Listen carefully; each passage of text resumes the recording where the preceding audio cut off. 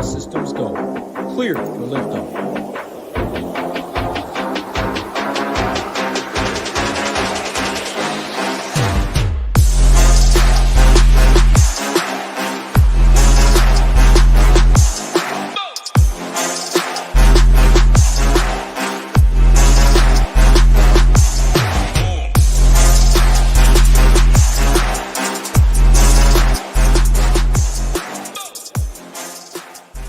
What is going on, SHIPIT Nation YouTube station? We're back with the Sunday Night Football breakdown here, brought to you by SHIPITNation.com. I got my guy Hamwich with me. As always, Hamwich, I'll bring you in right away, man. Happy Sunday. Happy New Year's Eve. How we doing? You going out? You getting rowdy tonight? I know that's what you like to do, right? You're all growing up. You got the kids. You got the wife at home. I'm sure you're going to go rowdy and rip it up at the bar scene. Correct me if I'm wrong, but how we doing, man? Happy Sunday. Oh, bad start. You're on mute, buddy. Bad start. The mute donkey. I will be in bed. Once that Packers game, I see you're rocking the Packers shirt. Once this Packers game is in hand, I will be in bed. Unfortunately, my bar days are over. But hey, man, I hope you do. Hope you enjoy it. Hope everyone's safe out there. Tambo said it on the show as well. Be safe. Get an Uber. Get a cab. Get something. Don't be drinking and driving out there, especially tonight. Put those keys at home, give them to your friend, have your friend steal them, get upset about it, whatever you have to do. But, do not be drinking and driving. I, myself, will probably not be going out to the bars. Typically not a bar guy myself. So we'll see what happens, what's at stake tonight here. But I know what's on stake is this Packers team here, 1 point spread, 43.5 total here. Packers in Minnesota in the dome there. And we got Jaren Hall at the helm here for Minnesota, the former BYU legend here. Little dual threat quarterback at it. Justin Jefferson, man, all the way up to, 18K right at the captain spot. Let's touch on this captain spot here. I'm not sure if it's Nick Mullins or Jaren Hall yet, but I'm seeing, obviously, they priced it for Nick Mullins, right? Nick Mullins at 15.6, Jaren Hall at 12.6. Believe it's going to be Jaren Hall. I'm not 100% sure there, but where are you going at this captain spot? Definitely touch on Justin Jefferson all the way up at the top. And then you got Jordan Love at 16.5, who's been very good here. Solid matchup here against Minnesota. You think this game is going to be back and forth here. Packers must win. Both these teams, right, are still in the playoff hunt. 2 weeks to go. Both 7-8, sitting in that wild card hunt for that last spot or that 7 or 8 seed there. Touch on this one, man. Captain spot, I think, is pretty interesting here. Obviously, you got Jay Jetta, one of the best players in the entire NFL at the helm. Yeah, should be a good game. And, yeah, I think Jaren Hall was named the starter, so he'll be the number 2. Or, I'm sorry, Jaren Hall will be the starter, and he'll be the number 1. Nick Mullins should be the number 2. But so, to me, with Jaren Hall, in essence, playing in his first game, I mean, he played earlier this season against the Falcons, got knocked out early. That's when Astro Dobbs came in. That lowers – what I want to get on Jay Jetta, on Justin Jefferson. 18K is a big boy price tag. I mean, that's like a Tyreek type price tag. And with a Jaren Hall quarterback, a guy making I think it's a second start, hasn't made it through a game. I don't think I'm going to have interest in Jefferson as the captain. I think it's a more conservative approach. I think it's going to have to be just with the nature of who this Jaren Hall guy is. So, no, I shouldn't say no Justin Jefferson, but I'll be lower on Justin Jefferson than maybe the most. My favorite captain tonight is going to be Jordan Love. I mean, this guy has had a pretty good season. I mean, numerous games in the 20s. And the reason I like Jordan Love is he spreads the ball around. He's got so many different weapons. Multiple people can catch touchdown passes. Backup tight end caught one in a Sunday night game. You obviously got the second stud tight end that they have in Kraft. Jaden Reed's going to be back. You got the other receivers that are going to be good. So give me some Jordan Love as my favorite captain. He'd be my number 1. Number 2 for me, as far as captain goes, would be Aaron Jones. Aaron Jones, they kind of took the training wheels off of Aaron last week, gave him 24 opportunities. So I like that.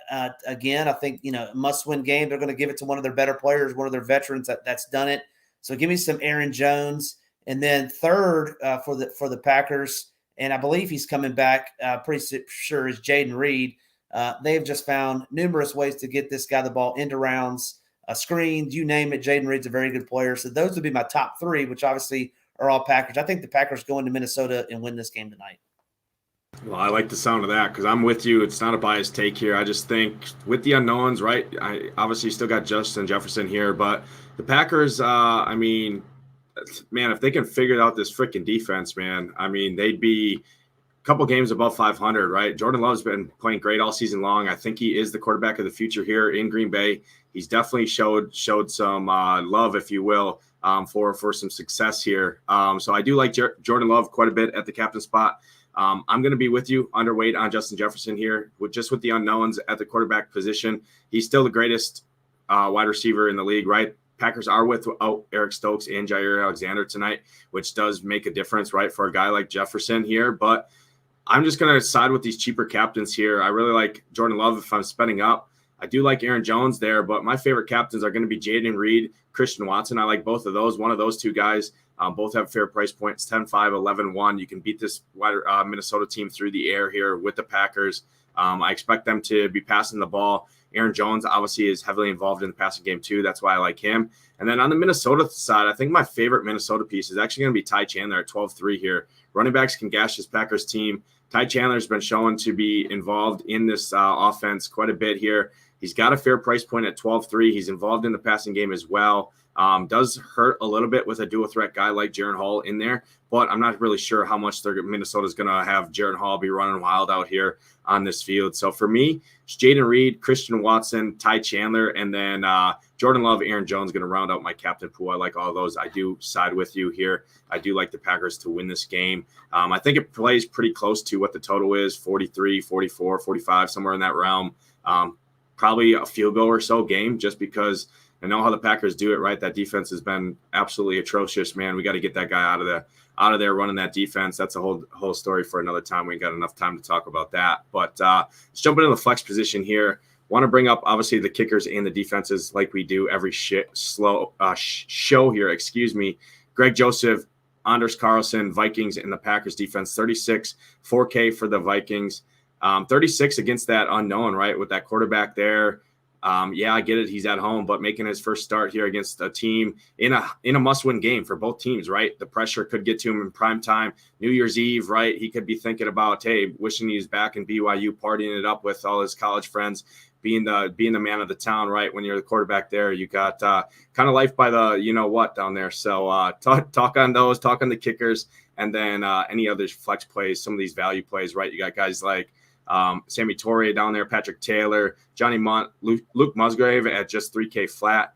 Talk on the value and talk on those kickers and defenses for sure. Yeah, I don't think they do much partying at BYU. So Jaren Hall, man, he may be focused. This may be the anti-party game, right? He may be focused. Everybody else may be focused on partying, but those Mormons, I don't think they party. I'm not 100% certain. But in any event, just thinking about it, Justin Jefferson, no TJ Hawkinson, Addison left early last game. So, now that I think about it, may not be the worst play, but, moving on into the flex, I mean, we talked about it. Christian Watson is listed as doubtful. So I don't think I'll have any interest in him. Obviously, you'll want to play it by ear as it relates to that. So no Christian Watson for me. And if that's the case, then Jaden Reed certainly moves up. I think Dontavian Wicks, who had been hurt, then played last week, caught a touchdown, and said that's enough for me on the day. I'm going to take it to the house.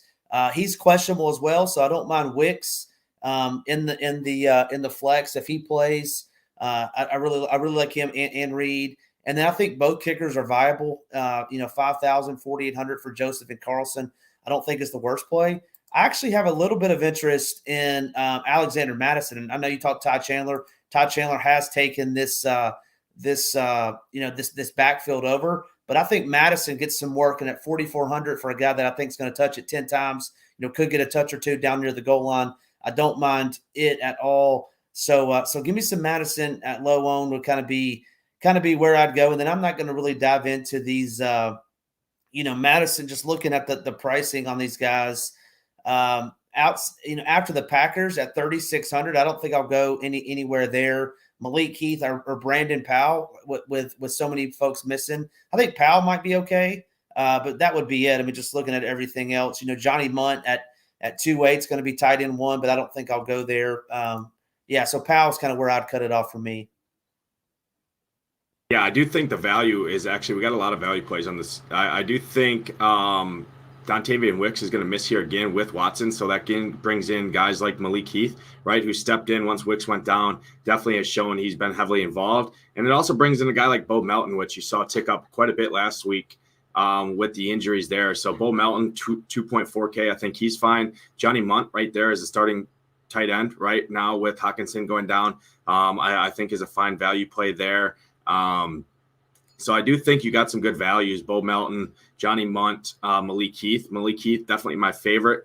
An interesting play here in the flex, I do think, is leverage piece is Romeo Doubs at 9K. The reason being is, right, you got Jaden Reed at 7,400, which all the ownership's going to go to, especially once Christian Watson does get ruled out of this game, and likely Dontavian Wicks here as well. I think you can see more usage go to guys like Tucker Kraft and Luke Musgrave here, who looks to be back. Musgrave at just 3K flat. Musgrave is not back. I'm not sure why he's showing up here in my stuff, so scratch that. But Tucker Kraft, I do like, just due to the injuries, right? Christian Watson not going to be in this game. Dontavian Wicks likely out as well. Tucker Kraft at 5'8", I think is fine. He's shown a great connection with Jordan Love this season, so I really like Dobbs. I really like Tucker Kraft. I really like Jaden Reed. And then you got two pass catchers that are cheap, Malik Heath and Bo Melton. Definitely prefer Heath, obviously, over Melton here. So I like those. Johnny Munt, I think, is fine. I just don't love it a ton. I'm off the Alexander Madison. I just can't get behind that, man.